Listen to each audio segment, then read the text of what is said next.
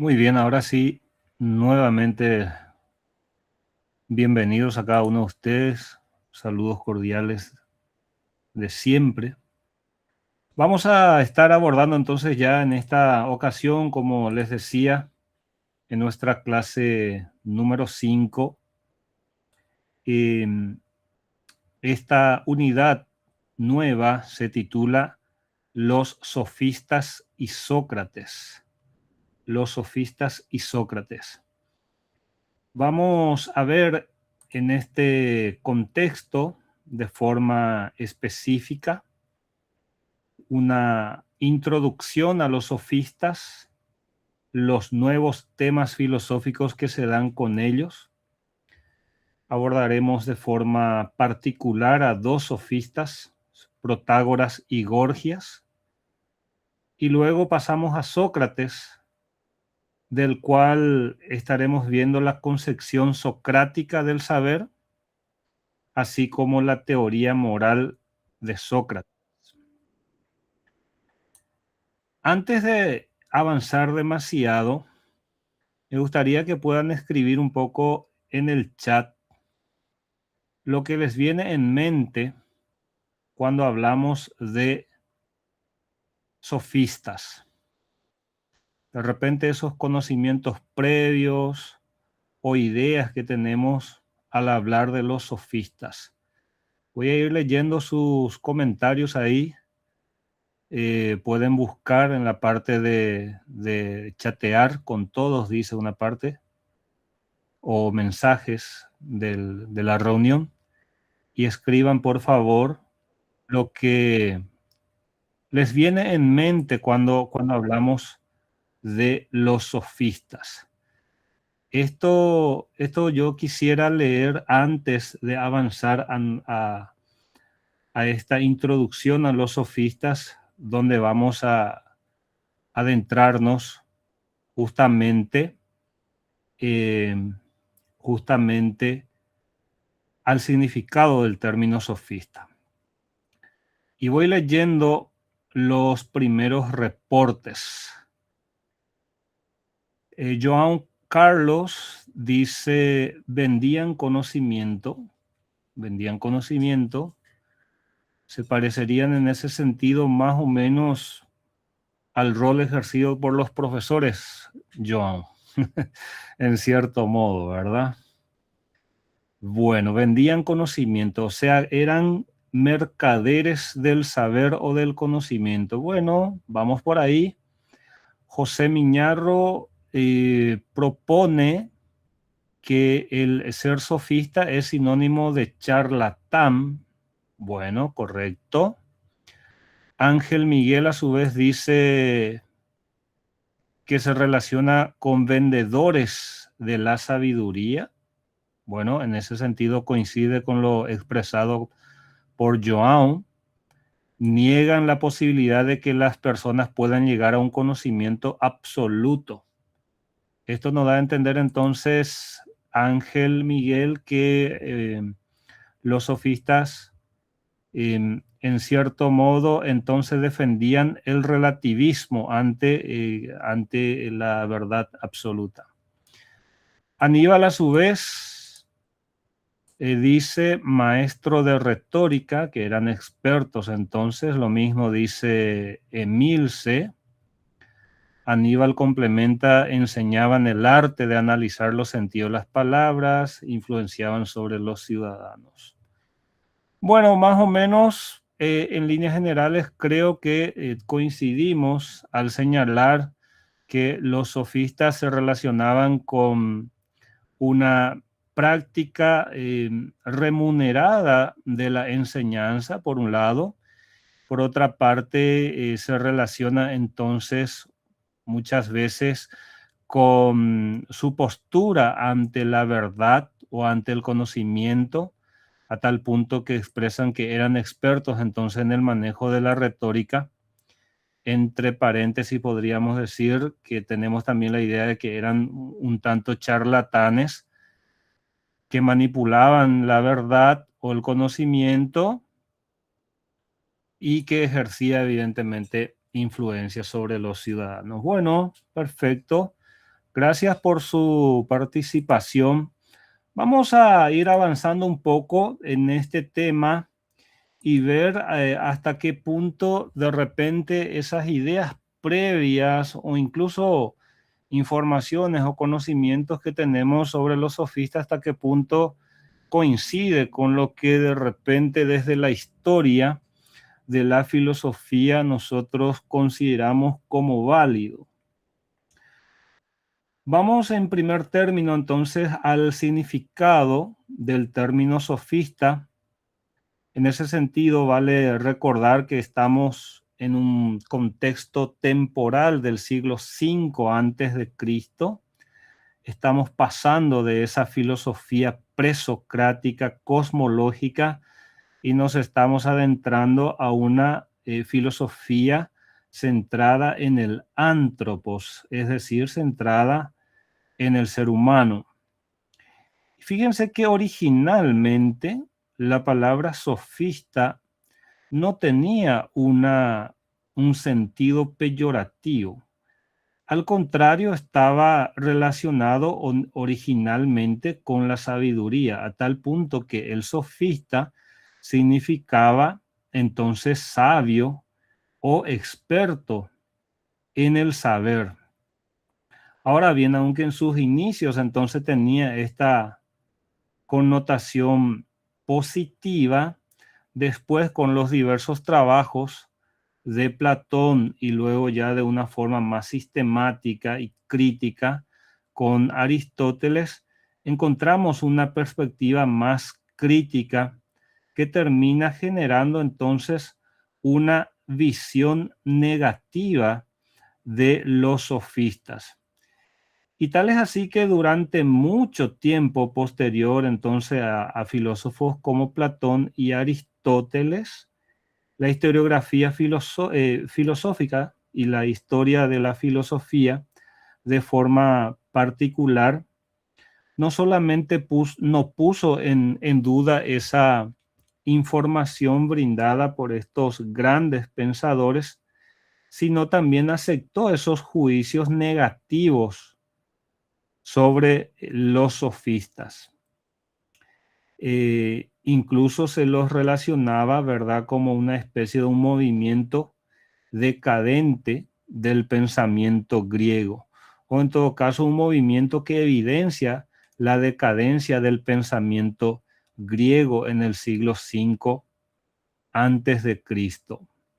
Pero ya en el siglo XX aparecen estudios más críticos, de repente estudios basados ya en diversas fuentes y también contextualizadas en su época, que termina otorgando un lugar importante a los sofistas como de repente una pieza importante en la evolución del pensamiento antiguo griego. Ahora, no es que se pase de una visión, digamos, negativa a una visión positiva, tipo así se pasa de un antisofismo a un sofismo, como muchas veces nosotros nos acostumbramos acá en el Paraguay a hablar de antilopismo y lopismo y cosas por el estilo.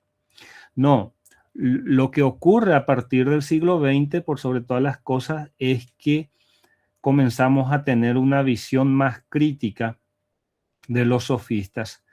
Y esta visión más crítica nos permite reconocer también aportes de los sofistas en la evolución del pensamiento griego, que en un rato más vamos a sintetizar. Este segundo punto entonces hace referencia a los orígenes, a la naturaleza y a la finalidad de la sofística, que al final de cuentas es el nombre que recibe este movimiento filosófico del siglo V antes de Cristo. Y como decíamos inicialmente, entonces, el término sofista se refería inicialmente a un sabio es decir, alguien cuya comprensión abarcaba cuestiones relacionadas con el antropos, es decir, con el ser humano y el lugar que tenía este ser humano en la sociedad. Y fíjense que en ese aspecto hay una innovación muy importante porque representa esta sofística una especie de transformación en la filosofía griega. Porque esa filosofía griega que, como hemos venido viendo, y principalmente en el siglo VI antes de Cristo, e incluso en los inicios del siglo V antes de Cristo, se centraba exclusivamente en el cosmos. Y estamos hablando entonces de ese periodo cosmológico, naturalista, esa filosofía de la physis, y de esa filosofía cosmológica o centrada en, en el mundo natural y material, se pasa con los sofistas entonces a un periodo denominado como humanista. Claro está que este cambio obedeció a diversos factores. No vamos a decir que fue una invención de los sofistas, sino más bien una respuesta de los sofistas al contexto político y cultural que se estaba viviendo en ese momento en la antigua Grecia. Estos factores fueron, por ejemplo, filosóficos, en el sentido en que los filósofos eran incapaces, los filósofos de la naturaleza, estamos haciendo referencia, eran incapaces de dar una respuesta definitiva a ese problema del principio. Como hemos visto en las clases anteriores, cada uno de estos filósofos proponían una idea, un conjunto de ideas que al final de cuentas no llegaban a una conclusión. Y si bien es cierto, hoy en día nosotros decimos que lo importante fue la pregunta que ellos se hicieron, o las preguntas que se hicieron, no tanto las respuestas, para los ciudadanos de la Atenas del siglo XV, siglo V antes de Cristo, digo mejor, en realidad eran importantes las respuestas. Y ante esta confluencia de diversas respuestas, pues se termina en ninguna al final de cuentas.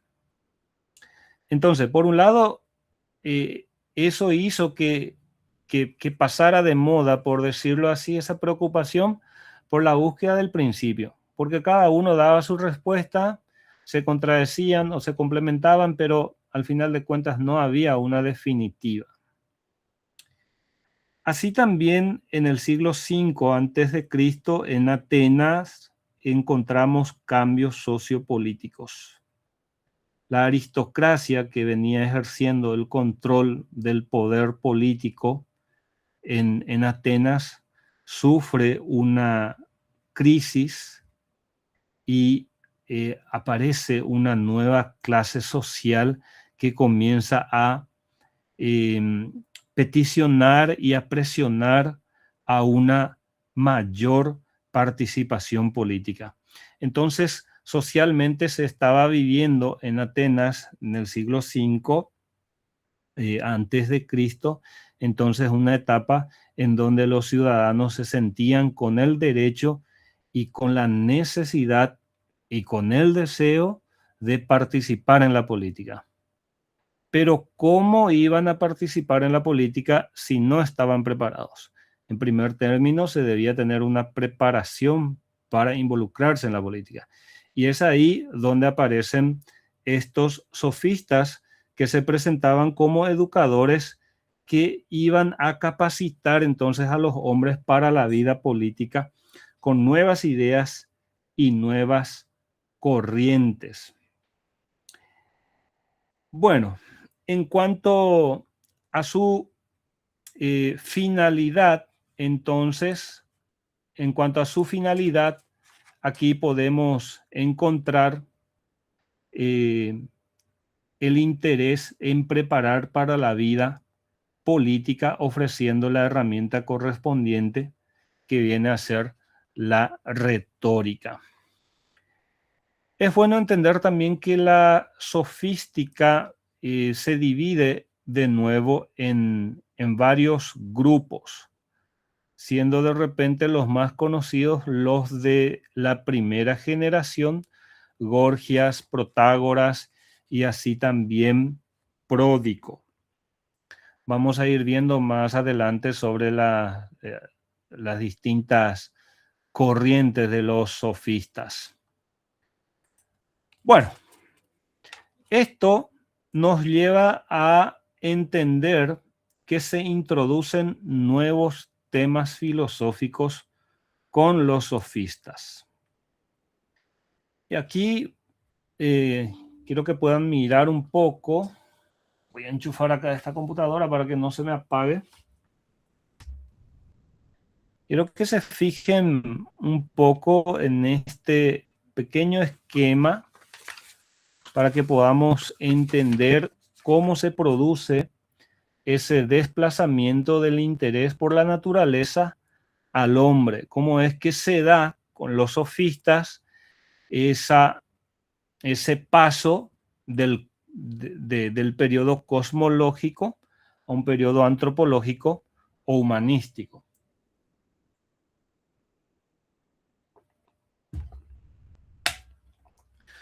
En ese aspecto, estimados estudiantes, encontramos nosotros que los sofistas impulsan podríamos decir sin lugar a dudas, una revolución filosófica.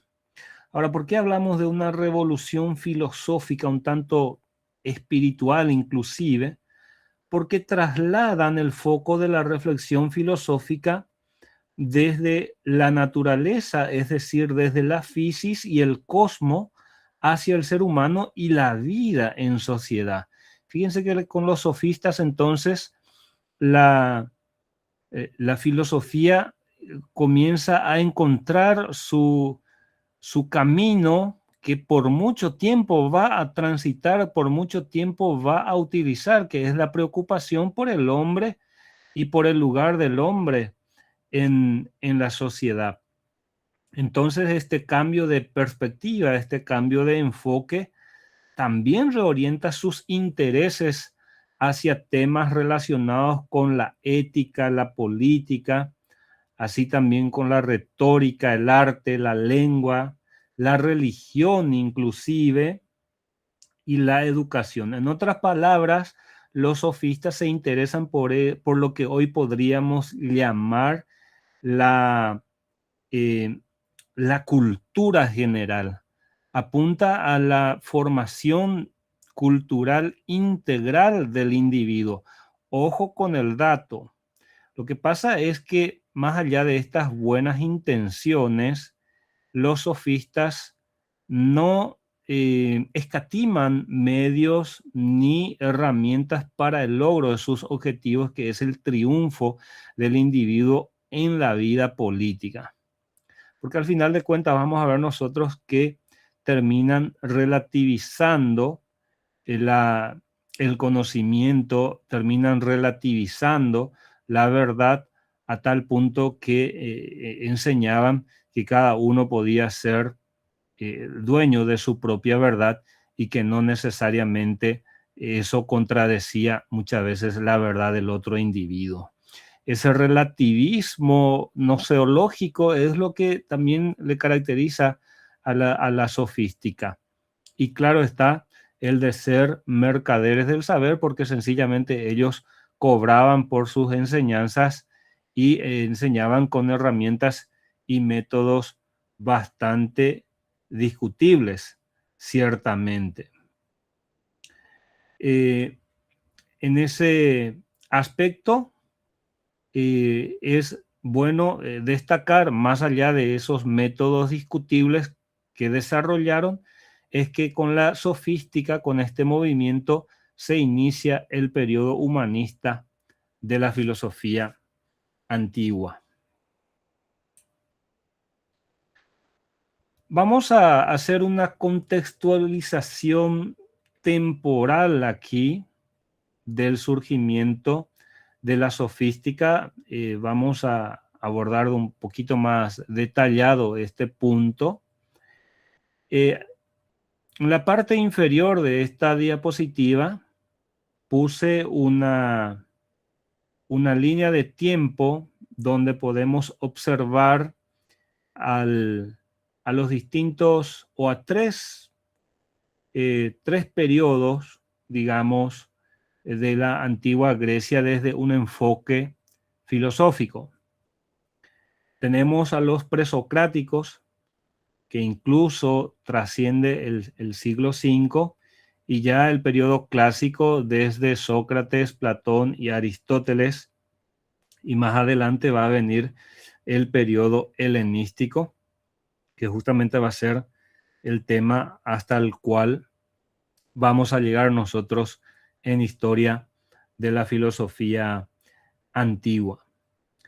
En ese aspecto, como veníamos diciendo, es importante entonces considerar ese contexto de cambios que favoreció el surgimiento de la sofística.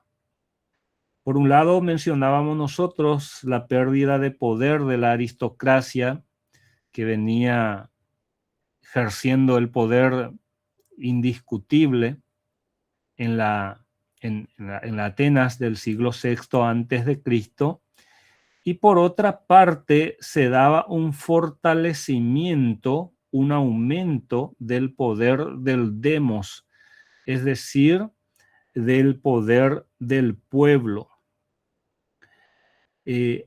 Sumado a estos dos factores, es decir, la crisis de la aristocracia y el aumento de la presión y del poder del pueblo para participar en la vida política de Atenas en un contexto de mayores libertades, también nosotros tenemos que Atenas se convertía en aquel entonces en un núcleo de atracción para los forasteros, puesto que la expansión del comercio griego, que conectaba con diversas regiones de la época, hacía también que mucha gente se interesara y viniera a vivir y a ejercer incluso la enseñanza en Atenas.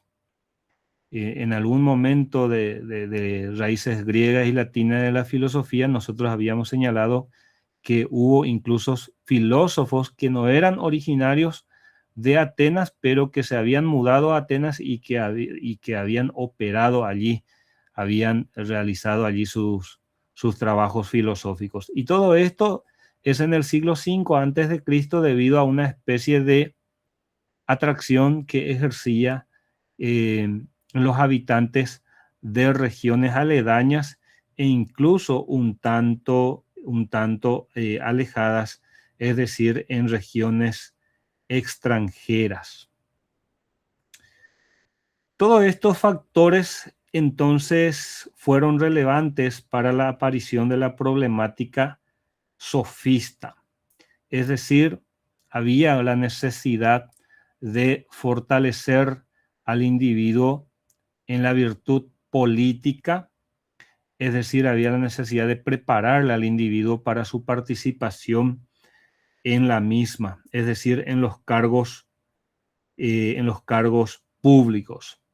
Ahora bien, todo esto plantea en aquel entonces una pregunta de cómo es que se adquiere esa virtud política.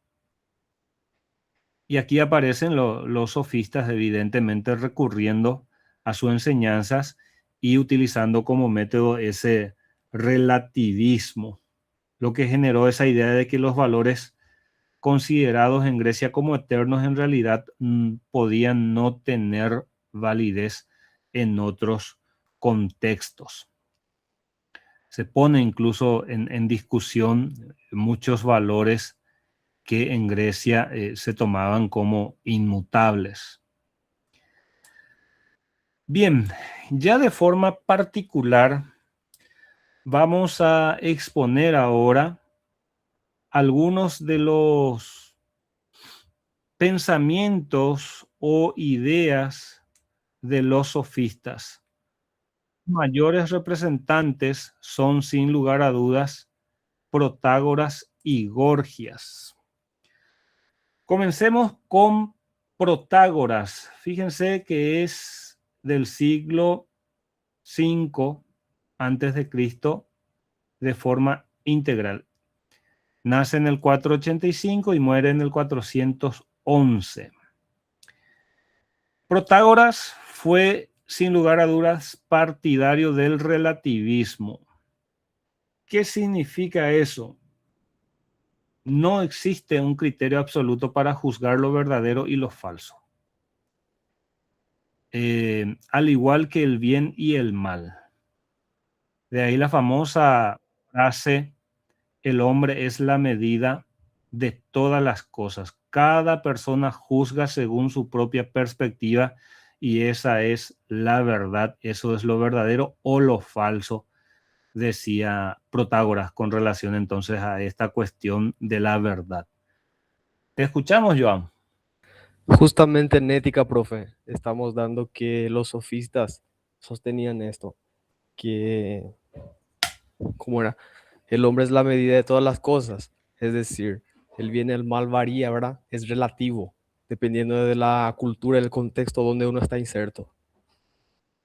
Bien, sí, gracias, Joan. Bueno, era lo que defendían evidentemente los sofistas. Ahora, esto después el propio Sócrates va a comenzar a ejercer una crítica fuerte. Si bien es cierto, él mismo en algún momento fue catalogado como tal, como sofista. Pero ciertamente, al ser maestros en la retórica, gente como Protágoras sabía convencer demasiado de que cada uno podía juzgar lo verdadero o falso desde su propia conveniencia y desde su propio interés, su propia idea y por lo tanto que lo verdadero y lo falso eran relativos.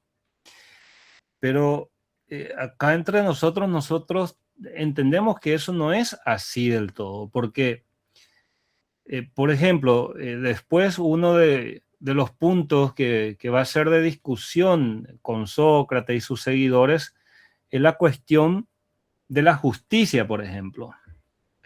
¿En qué consiste la justicia, no? Y después van a salir las distintas respuestas y cada uno de ellos van a comenzar a dar ejemplo de justicia y Sócrates va a insistir en la idea de encontrar un concepto universal para la justicia. Interesante esa discusión que se va formando con el tiempo. De repente otra idea se resume en la expresión antilogía. Esto significa que existe la posibilidad de presentar, decía Protágoras, argumentos a favor o en contra de cada tesis. Y también hacer más fuerte el argumento más débil mediante la técnica argumentativa. Ojo que ellos recurrían a lo que hoy en día nosotros llamamos falacias, ¿verdad? Sofismas. Y evidentemente cuando uno es atento a lo que ellos van diciendo, encuentra ciertamente falencias en, en sus argumentos. Esto después Aristóteles con la lógica va a destrozar también, ¿cierto? Entonces, los sofistas, insisto, eran expertos, eran maestros en el arte de la argumentación y por lo tanto si uno era descuidado o era como el común de la gente, caía muy fácilmente en, en sus falacias. Por ejemplo, me hace recordar de, de un debate, una entrevista que le hicieron en su momento a un político local, hace tiempo ya, acusado de corrupción. Y él decía, por ejemplo, yo no estoy en la cárcel, decía, yo no estoy en la cárcel. Y eso significa que yo soy inocente, porque en la cárcel están los delincuentes. Y yo no estoy en la cárcel, por lo tanto no soy delincuente. O sea que utilizaba esa lógica que al final de cuentas termina siendo una falacia, porque nosotros sabemos, por el análisis de la realidad, que no todos los que están en la cárcel son delincuentes y que no todos los delincuentes están en la cárcel, por ejemplo, ¿no? Entonces, esas cuestiones, si uno no es atento, fácilmente va a ser engañado. Hasta el día de hoy se utilizan estas técnicas, dicho sea de paso. También está como idea defendida por Protágoras el utilitarismo, que al final de cuentas no es que sea todo relativo, sino que lo útil y lo perjudicial son referentes últimos para medir la verdad. O sea que al final de cuentas deja otra vez una especie de espacio para recurrir y determinar la verdad. Por lo tanto, para Protágoras, la verdad sería lo útil y lo malo sería lo perjudicial. Aunque a su vez eso también nos da para pensar un poco útil para quién y perjudicial para quién. Porque muchas veces nosotros decimos, fíjense qué interesante, la justicia. ¿La justicia es buena o mala? ¿Verdad? Y evidentemente, para el que cometió la injusticia, el peso de la justicia le va a ser perjudicial. ¿Por qué? Porque le va a restringir su libertad, porque va a tener que pagar una multa, por diversas razones. Mientras que para la víctima, si hay un resarcimiento de los daños, podemos decir que la aplicación de la justicia le va a ser beneficiosa. Entonces, al final de cuentas, la justicia, como decía Ulpiano, es esa eterna predisposición de dar a cada quien lo que le corresponde o lo que se merece. Bueno, entramos un poquito en el ámbito, digamos, jurídico.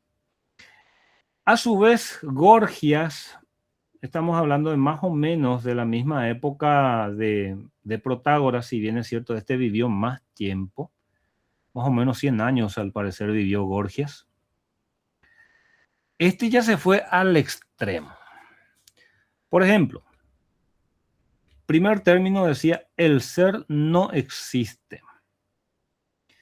Los filósofos en ese sentido definieron el ser de forma contradictoria, decía él. Lo que lleva a la conclusión que no puede ser ni uno ni múltiple, ni generado o no generado. Por lo tanto, el ser es nada. Así también dice, si el ser existiera, no sería cognoscible. O sea, que si existiera algo posible o algo real, algo existente, eso no podría ser conocido por el ser humano.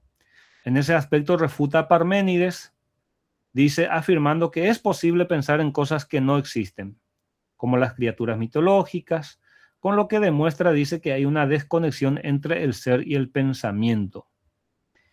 Y si eventualmente ese ser pudiera ser conocido, es decir, conocible, no sería expresable a través de las palabras. Esto ya es un relativismo muy radical que de repente más bien es ya analizable ya de un modo más anecdótico que otra cosa. Solamente para ejemplificar hasta qué punto llegaban estos sofistas para sostener sus propias, entre comillas, verdades, ya que las verdades absolutas no existen para ellos.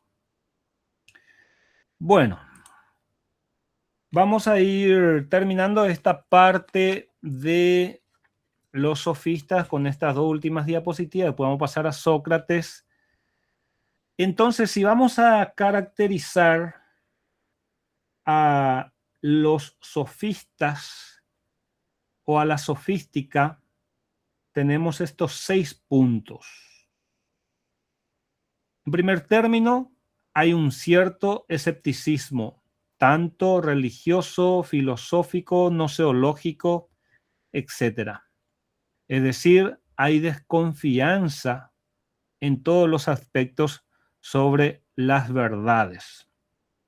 Así también hay una defensa de un relativismo cultural que pone en duda la existencia de patrones absolutos de conducta. Interesante, ¿no? Esto de repente hoy en día nosotros también hablamos de ese relativismo cultural. De repente para juzgar o analizar conductas de otras culturas tenemos que hacerlo desde su propio contexto y no desde nuestra óptica para entender su significado.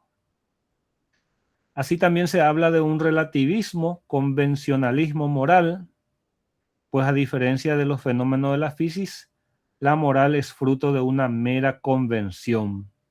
Sostienen, por lo tanto, que la cuestión moral es una convención social, un acuerdo social.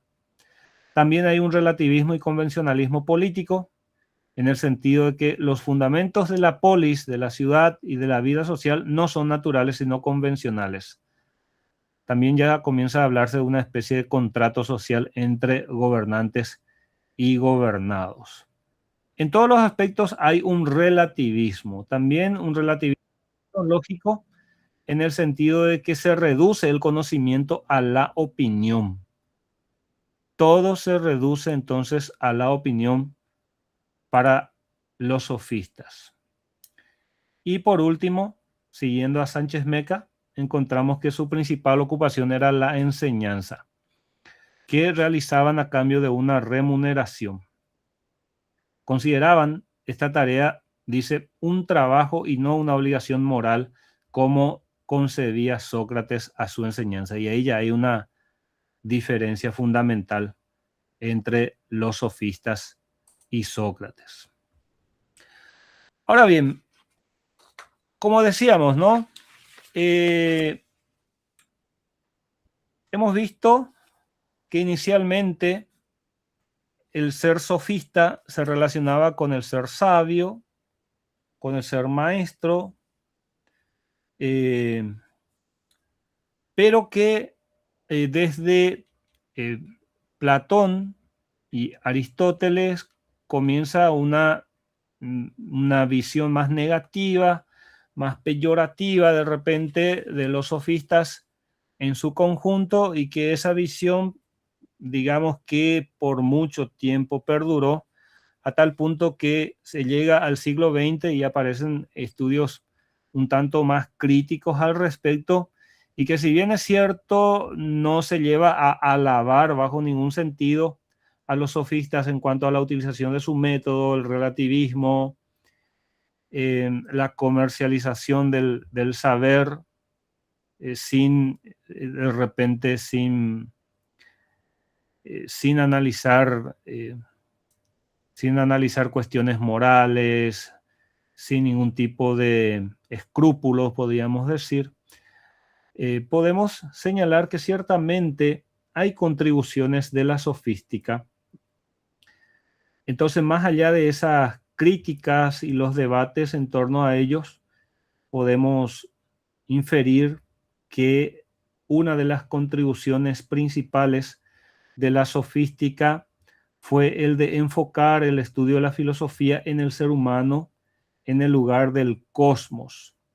Esto da surgimiento a un periodo humanístico de la filosofía. Nace también de ese modo la filosofía moral, aunque no llegaron a definir cómo era la naturaleza humana como tal. Un aspecto interesante y que contribuye también a posteriores debates filosóficos es la cuestión de la negación de lo divino y la crítica a la verdad absoluta. Rechazan en ese sentido estas nociones absolutas respecto a estos puntos, ciertamente una actitud, entre comillas, destructiva de la época, pero esto permitió también abrir nuevas posibilidades o perspectivas filosóficas. Y si bien es cierto, ese relativismo radical en muchos aspectos es muy, pero muy discutible, hay que reconocer también que la crítica a las verdades absolutas e indiscutibles también da lugar a nuevos debates y a nuevas posibilidades. Y en ese sentido, los sofistas abrieron una brecha entre esas verdades absolutas y permitieron entonces posteriores discusiones más complejas sobre el ser humano. La retórica, esa capacidad de persuasión en la verdad, también es un aporte importante de la sofística. Bien, vamos ahora a Sócrates. Y aquí quisiera que nuevamente escriban, todavía sin recurrir a Internet, escriban lo que saben de Sócrates o pueden definirlo en una, dos palabras, con qué lo relacionamos, de repente alguna frase famosa de él. ¿Qué me dicen de Sócrates, estimados estudiantes? Pueden escribir.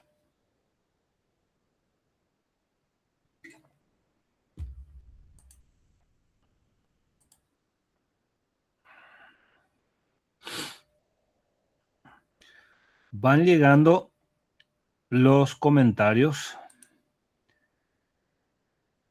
Iván dice el diálogo como método de la búsqueda de la verdad. Bien. ¿Te recordás, Iván, cuál era la profesión de su madre que hizo que él de repente concibiera ese método? ¿Y cómo se llamaba ese método? João dice conocimiento es virtud, es decir, la concepción del conocimiento como una virtud. Bueno, ¿qué más podemos decir? Participen, por favor, estimados estudiantes. Mayéutica, sí, así mismo es Iván, es mayéutica. Ángel dice, creo que Sócrates fue un racionalista. Respondía a los sofistas, decía que la virtud es conocimiento, que la gente sería virtuosa si sabe lo que es la virtud. El vicio y el mal es fruto de la ignorancia. Bien, bien, bien, puntos interesantes. ¿Qué más? ¿Se recuerdan de alguna frase en particular de Sócrates? También Iván dice la proposición de que la felicidad es el horizonte ético del ser humano. El hombre más sabio según el oráculo de Delfos. Este no era según su propio parecer, Joan. Averiguanos un poco, por favor, el contexto de ese punto. Ángel ya nos resume, solo sé que no sé nada, esa frase bastante repetida y descontextualizada muchas veces. No sé si alguna vez ustedes llegaron a ojear. Ahí está, muy bien. Conócete a ti mismo, qué espectacular. No sé si llegaron a ojear la República de Platón, donde encontramos ese diálogo de Sócrates con sus discípulos.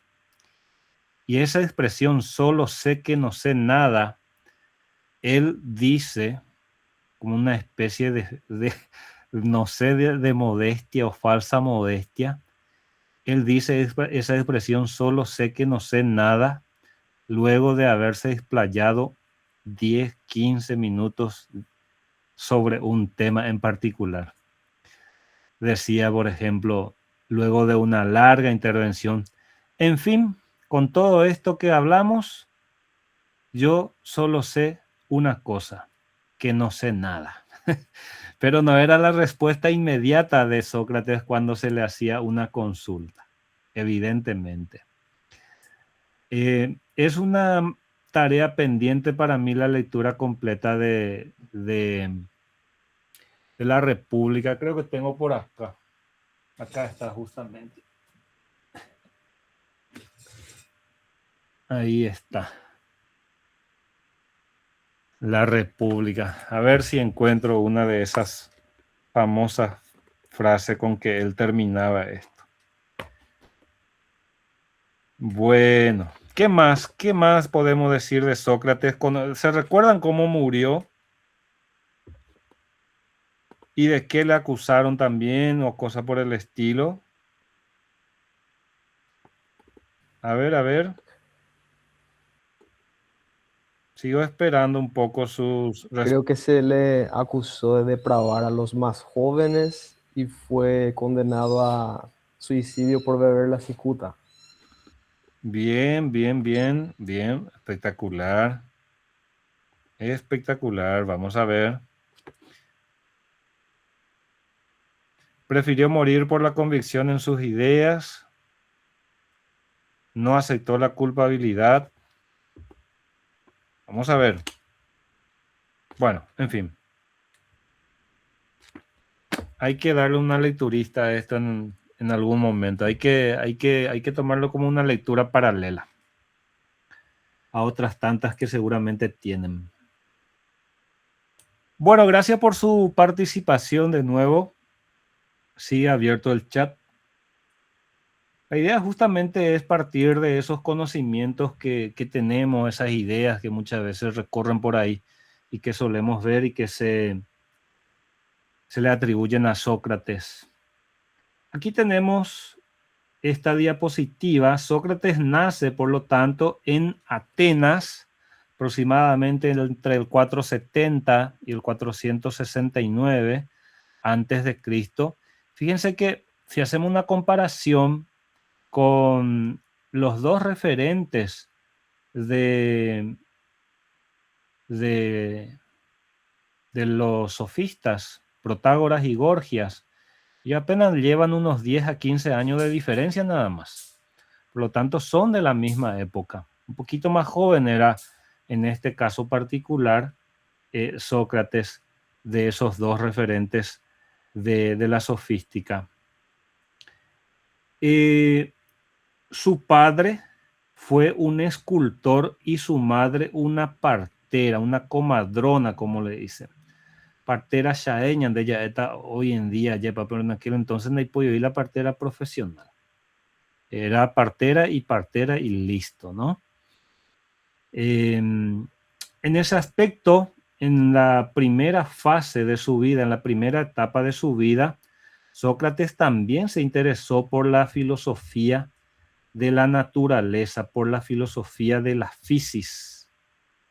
En ese sentido se acercó al filósofo Arquelao y ciertamente fue influenciado por la sofística.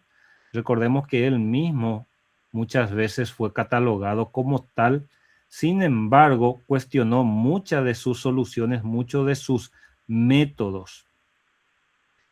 Más adelante nosotros encontramos que abandona esas enseñanzas físicas, naturalistas, y comienza a centrarse en cuestiones éticas y filosóficas más cercanas al hombre.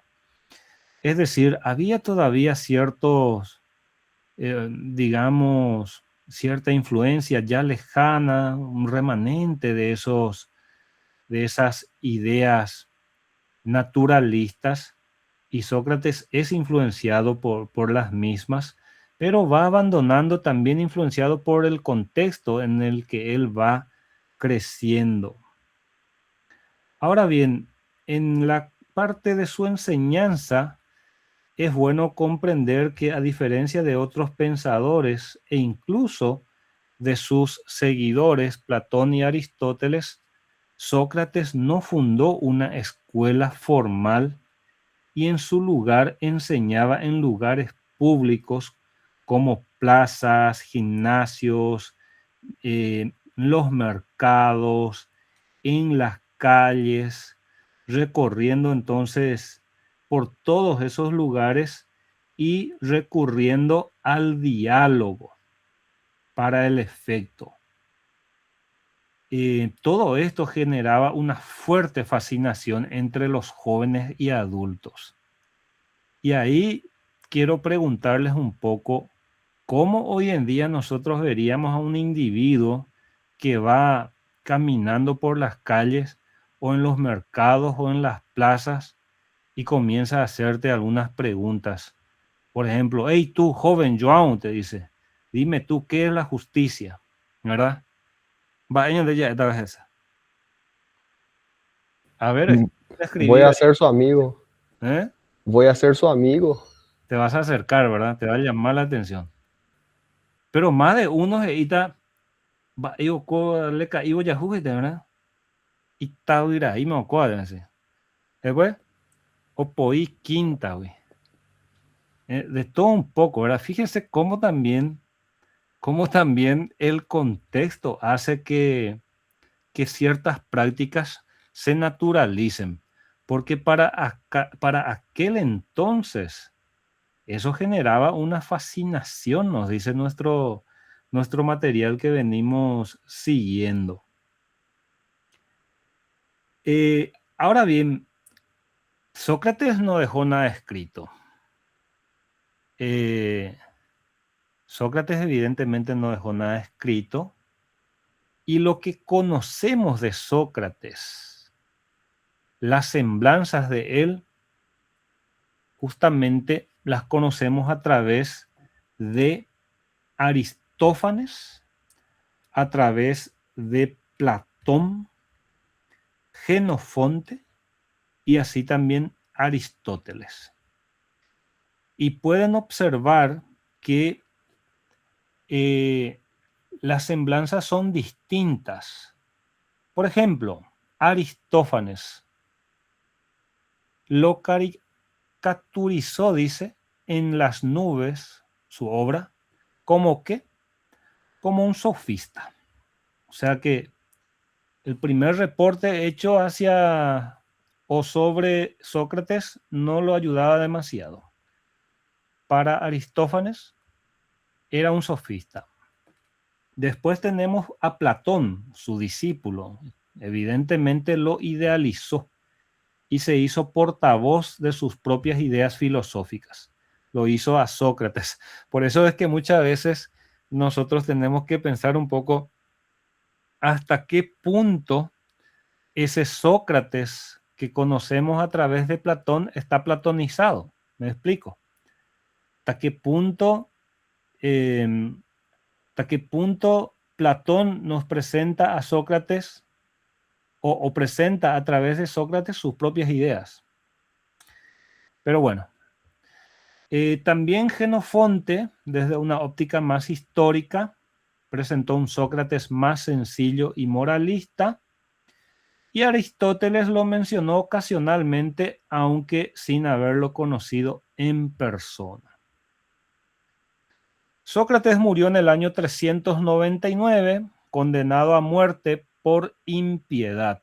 ¿Qué entendemos por impiedad? Si pueden escribir ahí en los comentarios, por favor. Así también por corromper a la juventud. Aunque se cree que esta sentencia estuvo motivada por resentimientos políticos y de carácter personal. ¿Qué escribieron sobre la impiedad? Todavía no escribieron. ¿Qué entendemos por impiedad? Lo que hoy en día nosotros diríamos un impío. Es decir, de no creer o no respetar ni venerar a los dioses griegos. De eso fue, en este caso, entiendo, Iván, que también puede entenderse de ese modo, pero aquí, en este contexto, ciertamente Sócrates fue tachado de impío, de negar a los dioses griegos. conste que hay pasajes en la República de Platón donde él ofrece sacrificio a dioses griegos, ¿no? Pero bueno, ya seguramente salieron los trapos sucios por allí y Sócrates, si bien es cierto, tuvo la posibilidad de fugarse, de escaparse, etcétera, dijo en su momento que prefería la cicuta porque eso sería darle razón a los acusadores. Mucha gente quiso disuadirlo, pero no lograron. A propósito, aquí hay un librito. Apología de Sócrates también aborda esta cuestión de su muerte. Este es un libro un poco más cortito. Se puede conseguir y leer. Y un episodio muy interesante dice que su señora esposa estaba llorando ahí desconsoladamente porque le iban a matar a su marido, a su Sócrates. ¿Y qué piensan que dijo Sócrates? A ver, ¿qué ustedes piensan que dijo Sócrates? Les resumo la idea. Pero ese cocuña caraigo ahí porque se molesta las haceterei. Bueno, es verdad, es cuestión de leer un poquitito. Yo lo estoy diciendo a mi manera, pero por ahí va la cosa. Bueno, avancemos para terminar en 10 minutos. Veamos la concepción socrática del saber. Tenemos aquí que Sócrates se oponía a ese relativismo de los sofistas, porque los sofistas rechazaban esa posibilidad de verdades universales. Afirmaban entonces que el conocimiento dependía de esas percepciones individuales, pero a diferencia de ellos, Sócrates creía sí en la existencia de verdades y valores universales. Esa es una diferencia fundamental entre Sócrates y los sofistas. También sostenía Sócrates que estas verdades y que estos valores eran accesibles a través de la razón. De ahí que lo que señaló el compañero con relación al racionalismo de Sócrates también es verdad. El enfoque entonces de Sócrates apuntaba a un conocimiento más estable, más firme, y en general contrastaba con la variedad de opiniones defendidas por los sofistas. Entonces, él estaba en contra de ese relativismo gnoseológico de los sofistas. Así también Sócrates introduce la búsqueda de conceptos universales como fundamento o como base del conocimiento, en contraste o a diferencia de los sofistas que solo consideraban opiniones individuales. Por ejemplo, si los sofistas hablaban que la justicia podía variar en su definición de acuerdo a cada quien, Sócrates señalaba que existía una definición o un concepto universal del mismo. Por lo tanto, Sócrates recurría a la observación de casos concretos para identificar los elementos comunes y así también captar la esencia de las cosas, definiendo así lo que son.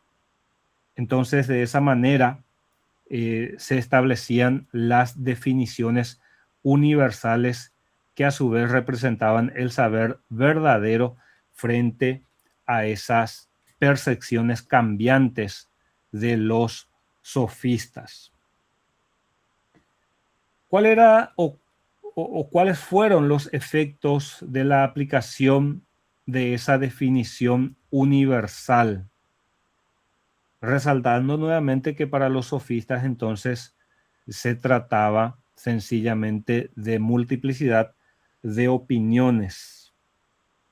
Sócrates así tenía el objetivo de combatir ese relativismo ético de los sofistas. Nos dice nuestro texto que al definir así conceptos éticos universales como justicia, se tenía la posibilidad de analizar o de evaluar las acciones individuales como los códigos morales de las sociedades. Por lo tanto, hay una defensa de los valores éticos como permanentes y no mutables, universales y no particulares como defendían los sofistas, no relativos a percepciones subjetivas o cambiantes. Y hace rato Iván hacía alusión al método utilizado por Sócrates, el llamado método socrático. El método socrático se conoce como mayéutica, y esa mayéutica consistía entonces a inducir al conocimiento, inducir al individuo al conocimiento a través del diálogo. Es decir, a través de una serie de preguntas y respuestas guiadas, el individuo llegaba a la verdad o al conocimiento que ya estaba en él. Por eso él decía que él ayudaba a parir la verdad, así como su mamá, la partera, ayudaba a parir. Entonces, en este caso, él ayudaba a parir la verdad. Es un proceso inductivo fundamental entonces para el conocimiento científico, y su objetivo último era el saber para la acción ética. No es solamente para la mera especulación teórica. El saber para la acción ética es un punto importante también para Sócrates. No es saber solamente para divagar, para especular, para reflexionar sin ningún fin práctico. Bueno, muy bien. Vamos a ver ahora, como último punto, la teoría moral defendida por Sócrates. En primer término, podemos señalar que Sócrates se opone a ese relativismo moral de los sofistas. Los sofistas, insistimos, consideraban entonces las normas éticas sencillamente como convenciones sin ningún valor universal, mientras que Sócrates argumentaba que el buen obrar se basa en un conocimiento racional y no en deseos subjetivos. Así también sostenía que el éxito en la vida proviene del conocimiento y de la comprensión, y por lo tanto que la virtud está ligada al entendimiento de lo bueno.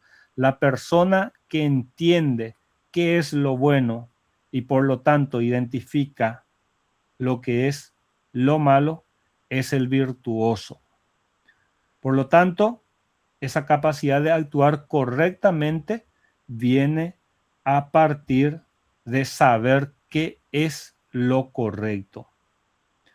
Tal es así que para Sócrates entonces la gente obraba mal por desconocimiento. Era un poquitito ingenuo, creo que en esta parte nuestro amigo Sócrates, ¿verdad? Era un tanto confianzudo. Me atrevo a decir, ¿verdad? Porque nosotros podemos ser demasiados conscientes de aquello que está mal y lo hacemos. Y actuamos de forma incorrecta y hacemos lo malo. Entonces, eso es algo discutible ciertamente en Sócrates. El pensar que de repente el desconocimiento es el que lleva a las malas acciones. Y no siempre es así. No siempre es así. Muchas veces, aún conociendo, actuamos mal. Bueno, hay una pregunta que nos hacemos y nos preguntamos si era utilitarista. Ciertamente Jenofonte presenta una visión, nos dice, utilitarista de Sócrates, sugiriendo por lo tanto que lo bueno es lo útil, tal como decían también los sofistas en ese sentido. Sin embargo, el testimonio suyo contradice esta interpretación que resulta simplista. En ese aspecto, la ética de Sócrates, si bien reconoce esta utilidad, sugiere ciertamente una mayor complejidad entre el concepto de lo bueno y la experiencia moral personal. Y por último, Sócrates también asocia el conocimiento del bien con la virtud y la felicidad. Insisto, Sócrates asocia el conocimiento del bien o de lo bueno con la virtud y esta con la felicidad, lo que llamaba él de eudemonía, afirmando entonces que nadie actúa mal intencionalmente sino por ignorancia, lo que recientemente señalamos. Por lo tanto, él creía en la posibilidad de la educación moral y sostenía que la virtud se puede enseñar. Ahora, no somos los primeros en criticar esa visión. Aristóteles mismo criticó esa visión y argumentó que Sócrates pasaba por alto las partes irracionales del alma y la debilidad moral que llevan a las acciones malas e incorrectas.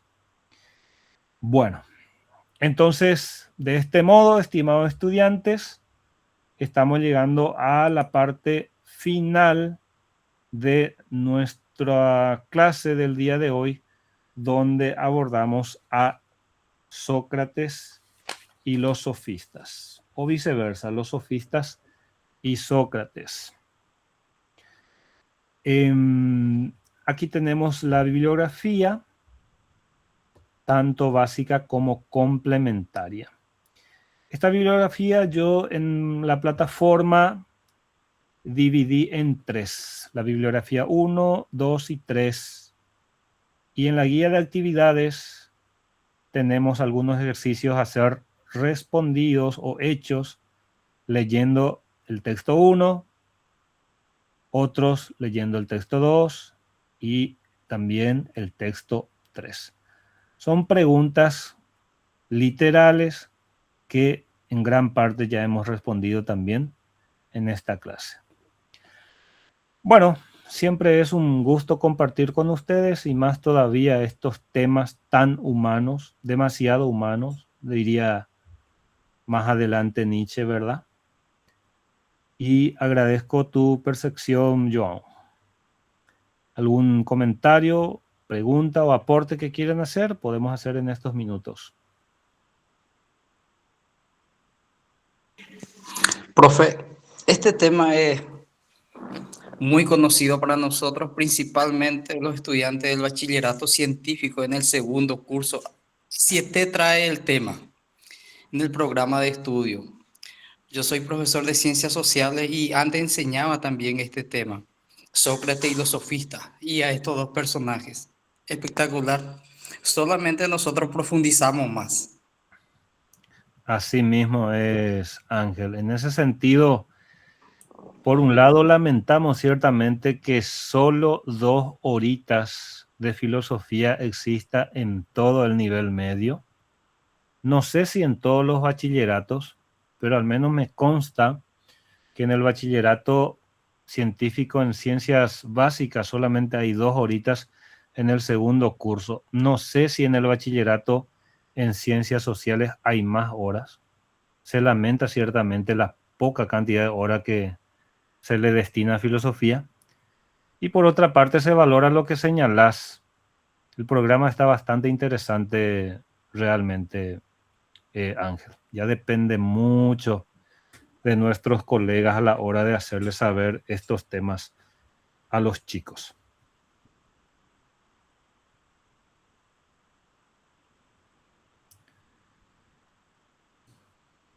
¿Algún comentario más? ¿Alguna pregunta o parecer, aporte? ¿Alguna duda con relación a los trabajos? Me gustaría que vayan entregando sus tareas Hay una que vence este miércoles. Si es posible, hay que entregar en tiempo. Y los otros, fíjense que nosotros vamos a tener 4 tareas nomás. Y con esta ya es la tercera. Y las últimas unidades, o la última unidad en particular, ya va a ser para ir pensando en nuestro trabajo final. Pero vamos a reunirnos en todos los lunes de los meses que nos corresponde compartir. Marzo y abril respectivamente. Bueno, vamos finalizando entonces nuestra reunión, agradeciéndole nuevamente su presencia, su participación, y seguiremos en contacto en el grupo de WhatsApp. Quedo atento a cualquier duda o que pueda surgir con relación a la entrega de los trabajos, o si alguien quiere proponer algún aporte, algún enlace, alguna idea ahí en el grupo, por favor siéntanse libres de hacerlo. Muy buenas noches, gracias por su presencia. Excelente, profe, muchísimas gracias. Muy buenas noches. Gracias, buenas noches.